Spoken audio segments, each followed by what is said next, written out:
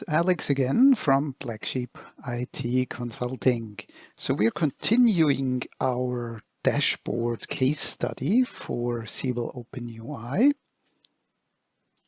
So just as a reminder, the dashboard in question is generated by clicking a custom button on the form applet here, and that renders data that we literally fetch through asynchronous REST calls to the Siebel Inbound REST API, such as opportunity data as a chart, quote data as another chart, or aggregated data like the number of orders, contacts, and open service requests for the respective customer, along with an exemplary iframe news widget. So this is the dashboard that we create. And in the first part of this series, we have examined or learned that the underlying REST service is a custom business service, which we tested out in Postman. So we can use indeed the Siebel Inbound REST API for business services. That's the name of the business service, BCRM dashboard service, name of the method, get data.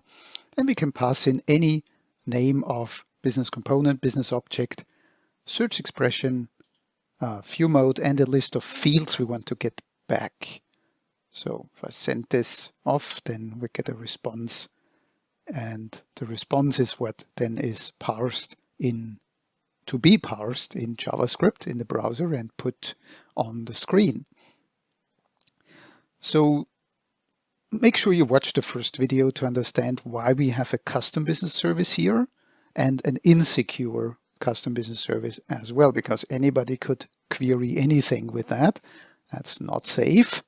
So you would rather use either a very restricted business service, or you would use the data API of the Inbound REST API, but that requires integration objects, and we wanted to go with a, let's say, the way of least configuration. So that is a lot of eScript behind that, but that's the least configuration, because whenever there's a new field in a business component, we can just list it here and we can query it without having to, let's say, extend an integration component.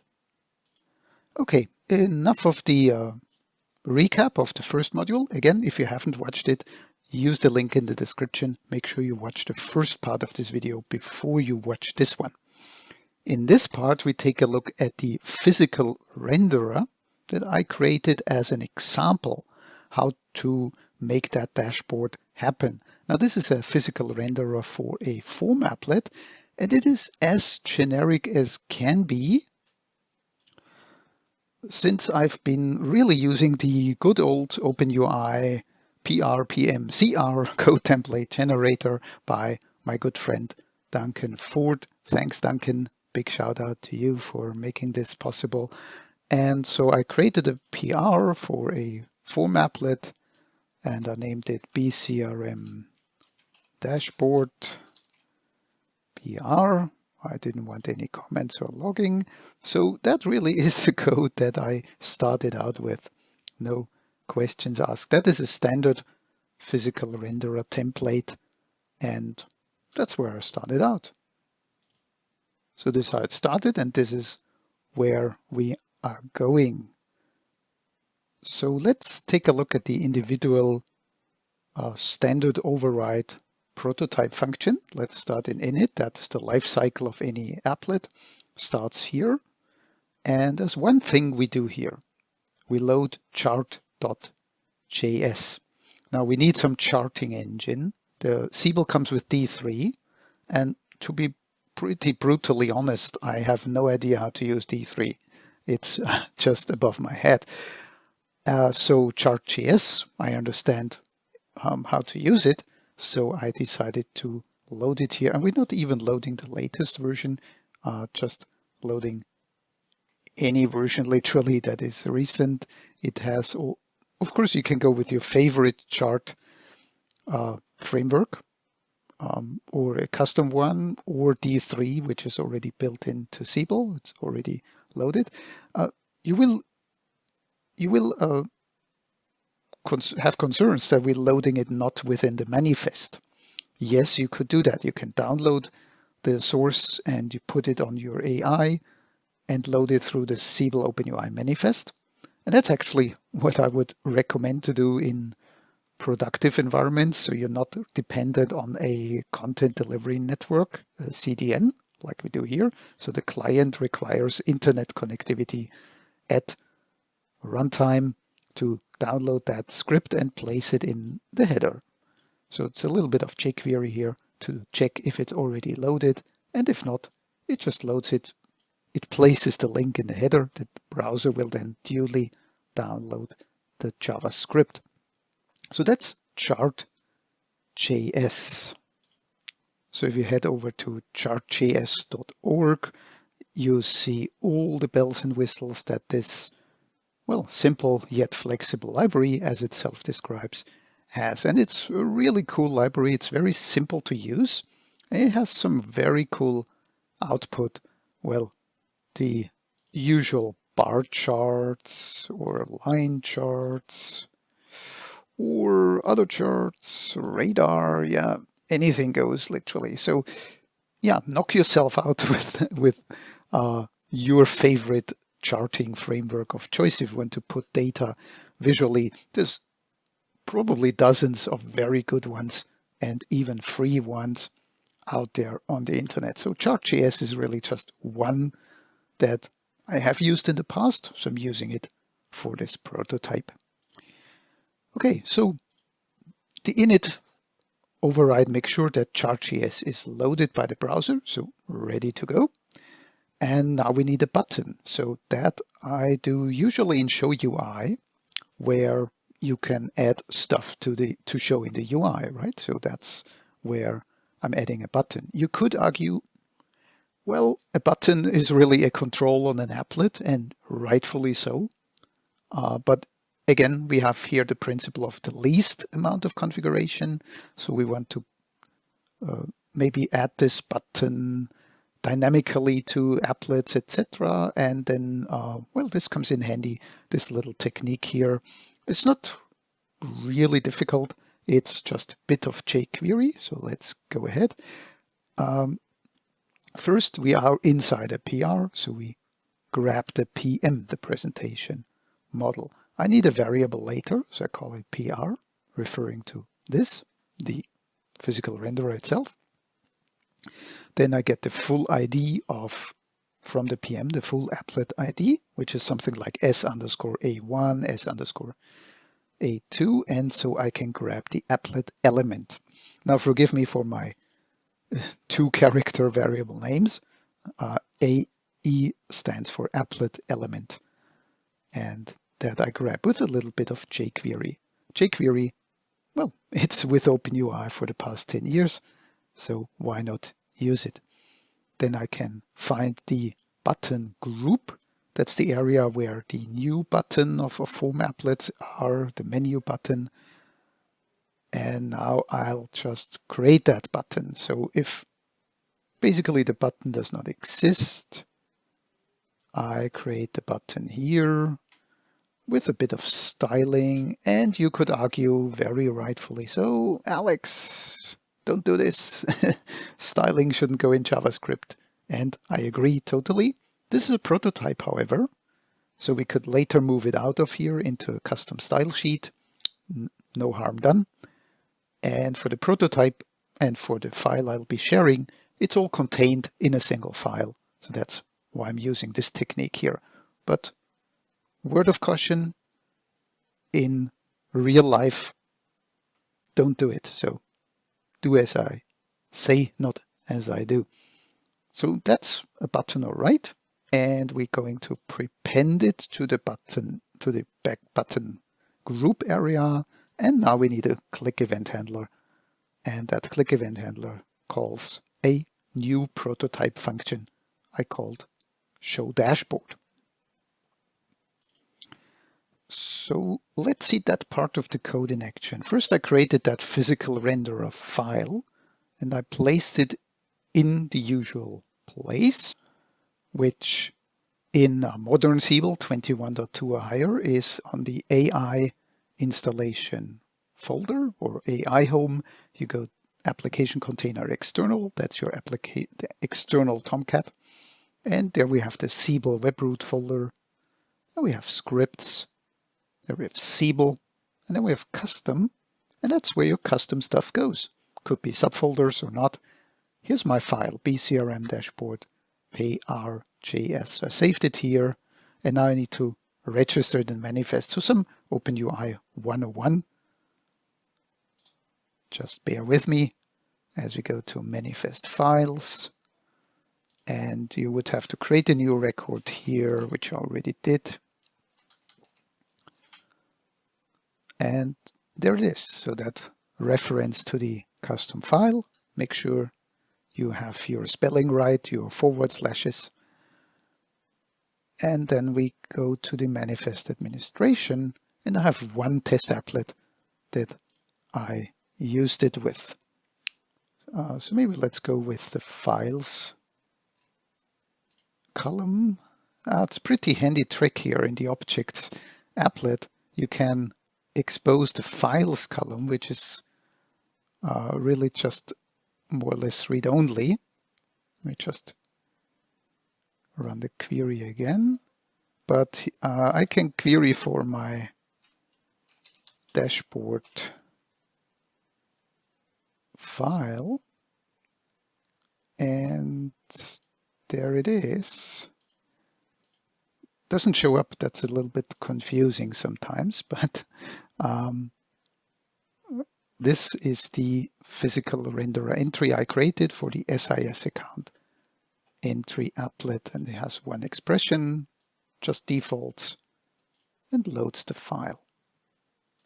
So if I navigate to, well, after login, logout, login, navigate to any view that contains the applet, the button is visible. So let's see the code in action. So I'm using the debugger here. Open that file. I can make sure it's loaded. I see the button anyway, so it's definitely proof that it's loading. And let's get into the show UI. So let me show you how I can debug this stuff. So set a breakpoint, and in the show UI, prototype function, and then just reload the view. And that will stop here. Well, we can clearly see buttons not yet there. And once you step, you see the superclass constructor has actually created the standard applet buttons. There's my PM, the PR. You can see the applet full ID. You can see the applet element. So now we're staying within the boundaries of that applet. That's very important in a physical renderer. Stay within the boundaries, so you're modifying just the applet that you're working on, not any other applet. That's why I'm using the applet element and find. So I can grab that background. So you see this is the button group BG. And then if the button is not found, using a unique ID, so that's 0 buttons, then create that button with jQuery. It's not yet placed in the UI, but now I'm prepending it. There it is. And so it's now part of the UI.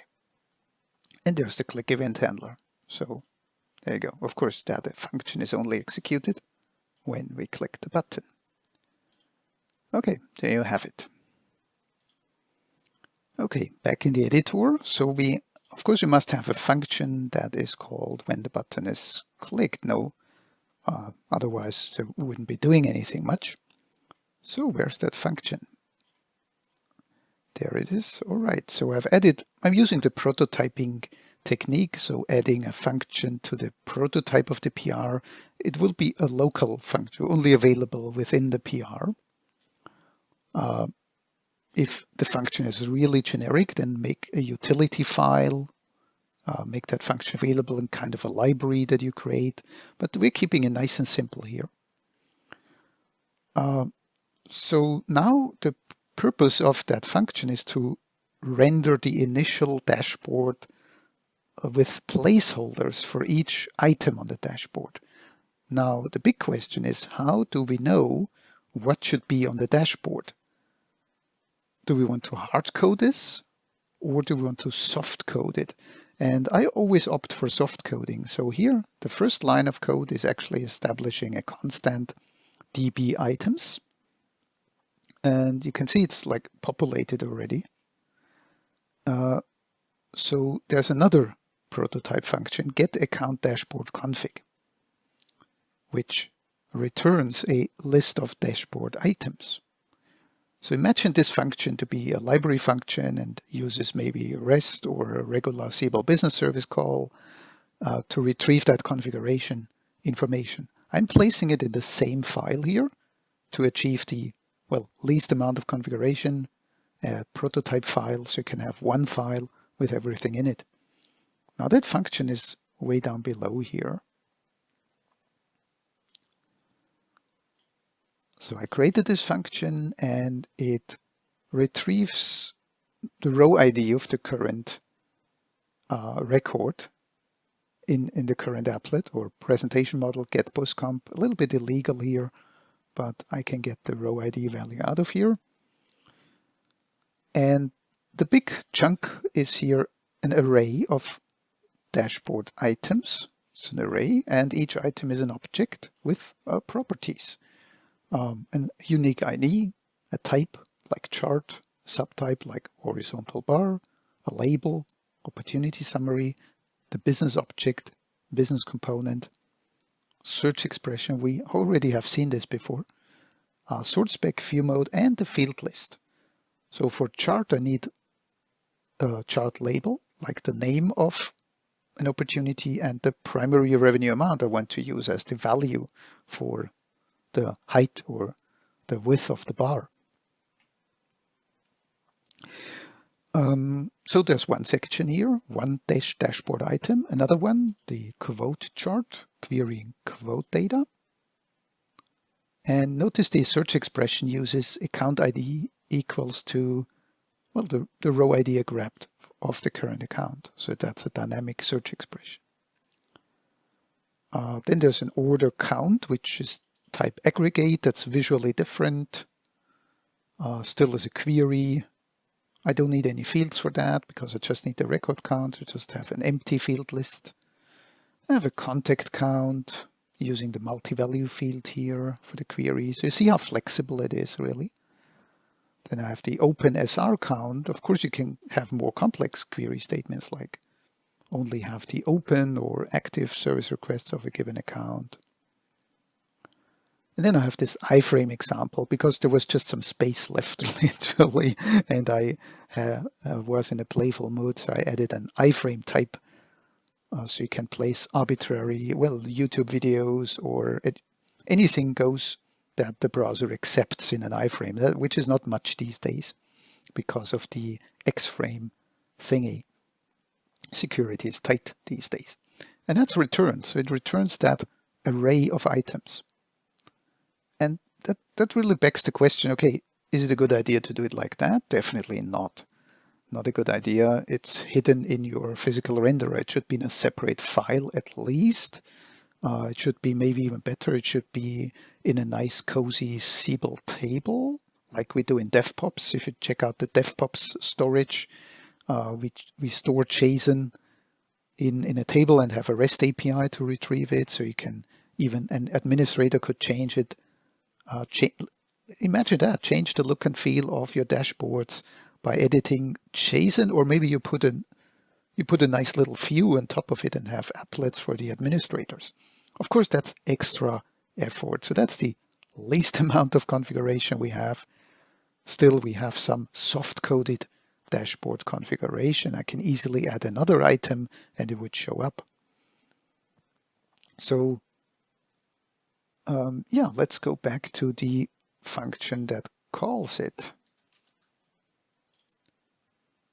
which is the show dashboard.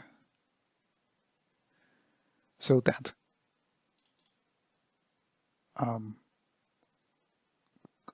gets the database items. Then it calls open dashboard, another function, A little bit redundant here maybe, but there's a separate function right below. And once the dashboard is open with empty placeholders, it loops through the dashboard items array and calls fetch data, custom function to actually fetch the data. So this is where it loops and fires off in rapid succession a total of 5, 6, 7, as many dashboard items that you have to query data, fires off those REST calls. But one thing after the other. So we're still opening the dashboard. That's the function that's called in line 2 of the show dashboard function. And here we get the controls of the presentation model. And I'm getting the field value of the applet title control. Now the applet title control is the one that's on top of the applet usually, and has, in this case, the name of the account. I want to, because I'll need it later. And here we go the same way. We get the database items array from our helper function. And now we create the dashboard container if none exists. So first we remove any remains of it, and then we check if it's really removed. So double checking here. And there's a variable I call pop. And that's a simple diff, as simple as it gets, with an ID and a little bit of CSS, which we should later move out to a style sheet. As you notice, I'm using Flex, CSS Flex, to have a very responsive arrangement of anything in that container. And now a for loop is in order to iterate the dashboard items array. And for each dashboard item, we create an empty diff using the business component property of the database item to have a unique identifier. So maybe we should just use the type or that ID here, maybe a better idea, but it's a prototype. And there's some big CSS here, the background. Because it's a placeholder, I want to have something generic, a spinner thingy. I choose a rotating globe from Wikimedia. You might have seen it when I open the dashboard. It flashes up really briefly. And for longer queries, the user would see that spinner. And there's lots of alignment and stuff, nothing interesting here. And then if it's an aggregate type, I just make it, well, less wide, so to speak. So again, the width and all that could be in the definition of the dashboard item, really, but we don't really care much. There's also some text displayed, fetching data, please hold. And then we append that dashboard item container to the dashboard container. And then once we're done with the loop, we use jQuery dialog to pop it up on the screen, almost the same width and height of the entire screen as a close function there. Okay. So let's see this open dashboard function at work. So here I have a placeholder in open dashboard. Remember, that's the second thing that's called when I click the button. So let's click the button, stops at the placeholder, and let's step through the code. So here's the PM, the control set, dashboard title, so that worked. And dashboard items. So here we see those six items here. 2 charts, 3 aggregates, 1 iframe. And here we now create that big dashboard container. And now there's the for loop, the first loop. Let's go with the first loop. So that's the first container, and it's a diff. It's not an aggregate, it's a chart container. Add some text. and, well, append to the container. So you can't see it here because it's not yet popping up. So let's head over, put a breakpoint to the dialog. So now it has run 6 times. And now let's see what happens when we pop it up. Yep. So you can see it says fetching data. Please hold. We can't see the background image. It hasn't retrieved that yet. But there's a spinning globe, which is really elusive as it's super fast. So let's maybe put a breakpoint here. Doesn't show us the globes. Can't believe it. Okay, let's just remove the breakpoints. Here's the globes and quickly replaced with the real data, but you have seen it's almost parallel. Okay, so that's the second function. That generates a dashboard with the placeholders in the right size, because we don't really want to be really wiggly like those web pages where you go and then the ads pop up and it wiggles and drives you crazy, or at least me. So it's all nice predefined placeholders, but they show a globe and the text, and now they have to be populated with data. So we go back to the show dashboard function where open dashboard is called. So the dashboard is now open, globe spinning, waiting, and now we iterate the dashboard items again.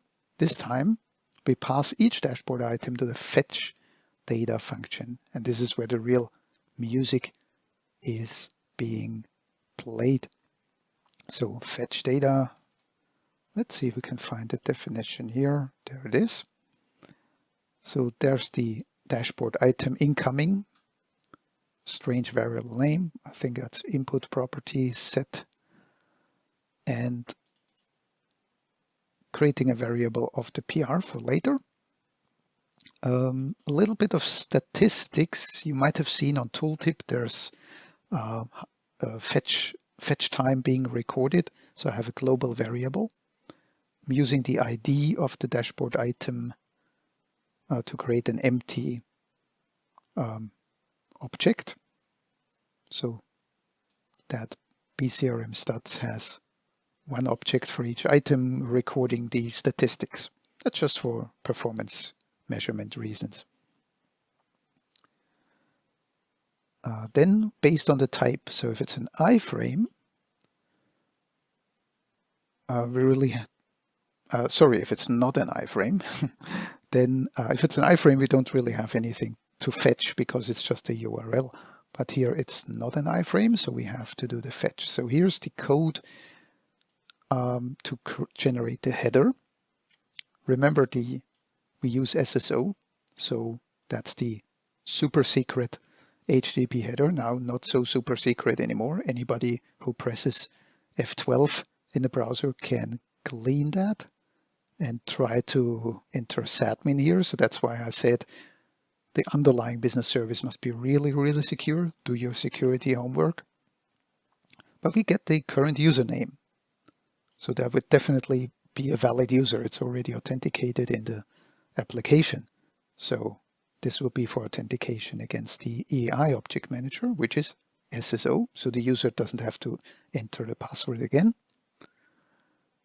Content type JSON, just to be sure. There's some options for the call. We want to have post. There's the headers, and there's the body, which is the entire input properties set, which goes to the business service call. And the rest, of course, requires the BCRM dashboard service to be accessible via the Inbound REST API, responsibilities. Now we record the start time with milliseconds, and we call fetch. Fetch is JavaScript, so there's a URL. Location origin is the first part of the browser's location.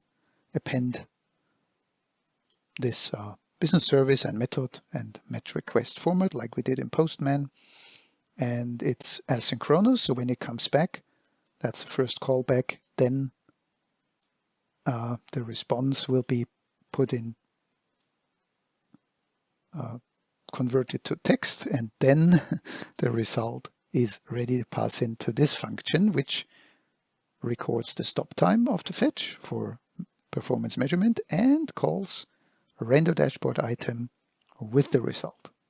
So now for each dashboard item, the data is fetched, comes back here, and calls another function to render the data in the dashboard, which is waiting, which, the globes are spinning, users waiting. And for good measure, a catch. Okay, else it's an iframe. And then we just pass in a fake object data array, no object data really, and we call the render dashboard item with, well, the stringified, which is the same as result. It's stringified with the same input, just literally added empty object data to indicate there's no data in it. So that fetch data function is really the heart of the dashboard. Well, we have to get some data for the dashboard. So let's watch it in action. So I'm actually not going through the whole fetch data. I will just place, literally place the placeholder in the second callback where we call just right before we call the render function. And let's show the dashboard. Sorry, there's a placeholder left. So there we go. The globes are spinning. Yeah. And of course, it has already come back to the first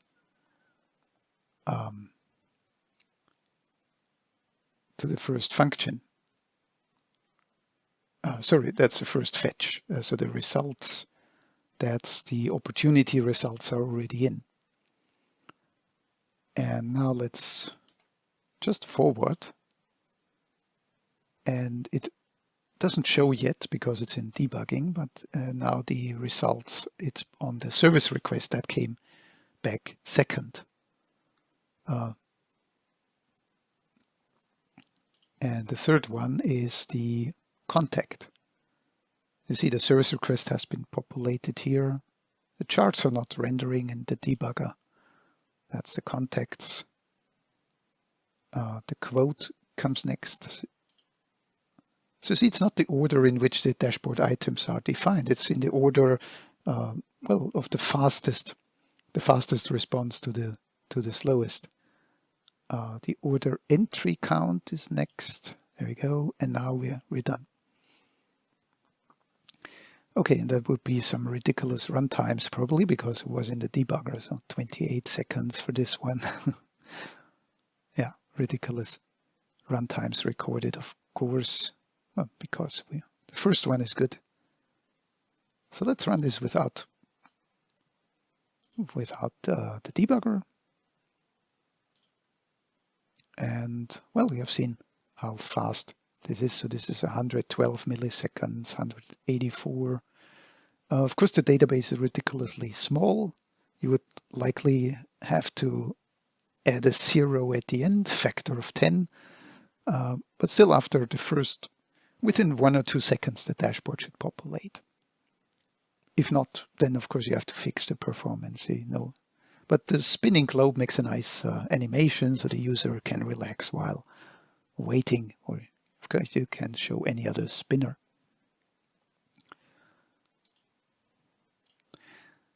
So we're back to the show dashboard function, which is invoked when you press that button. So again, we get the dashboard items array, soft configuration. We open the dashboard with the placeholders and the spinners. And then we, rip through the array and call fetch data for each item in rapid succession. As fast as the for loop is, it will fire off individual calls, which will result in individual sessions on the EAI Object Manager. That's something we really want to see. And we have seen it in action, comes back in the order of the fastest response, and then the fetch data calls the render dashboard item function, which we'll talk about in the next part of this module. So in this part, we focus on managing the REST call. So this is one possible way of managing parallel asynchronous calls, which allow us to fetch a lot of data really fast as possible in parallel and populate parts of the UI whenever the data is ready to use. So let's experiment a little bit with regards to the EAI Object Manager on this server. So you have good old server manager and done this repeatedly. So there are currently no active sessions for the EAI Object Manager because they have just timed out. And now if I'm logged in here as the Siebel administrator, admin.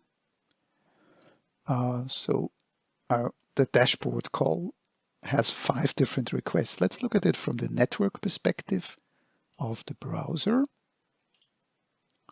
So if I click Show Dashboard, there you go. I can see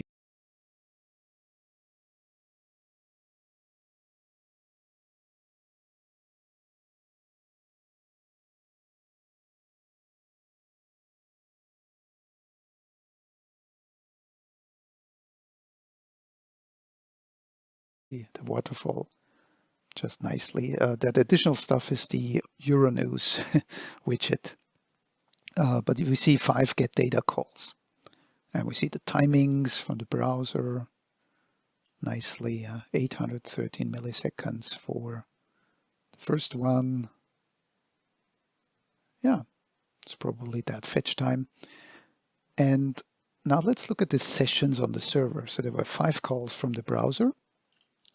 Now let's look at the sessions. There are 5 sessions. They're still running because the timeout is set to like 2 minutes. They will time out after 2 minutes. So for inbound HTTP, you would probably want to set your timeout very low. Well, for REST, it really can reuse that session. So we see here even, well, that's another one, but we see the contact service request opportunities. Let me just open the dashboard.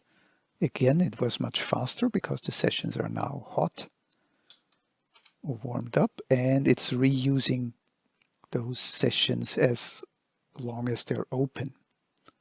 Not sure where that ISS VOD cache comes from, so I really want to show something else. Run it one more time.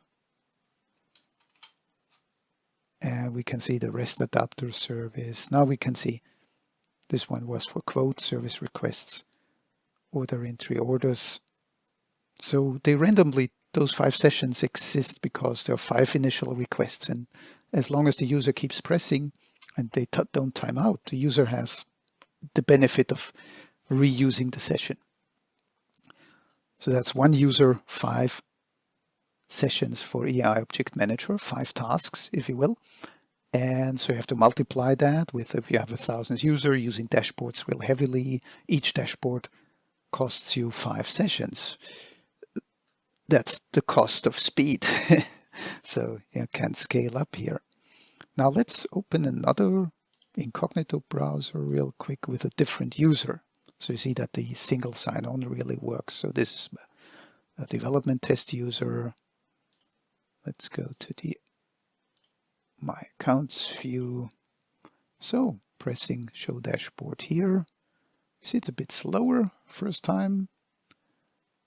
And now let's take a look at the session. So there's, well, 5 more sessions for Dev 1 as they opened the dashboard, and we can see the business service execution, or the actually the business component query execution. That's what this is exactly.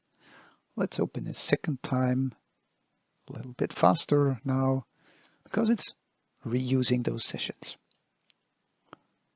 And that's a nice proof of how the Siebel Inbound REST API really works. So if you fire off a lot of requests in parallel, you have parallel sessions on the EAI Object Manager. If you have it spread out on multiple servers, you have the full benefit of load balancing of course. And again, we get the data back as soon as possible, and then we can update the UI so the users are happy. Okay, so with that, we have reached the end of the second part.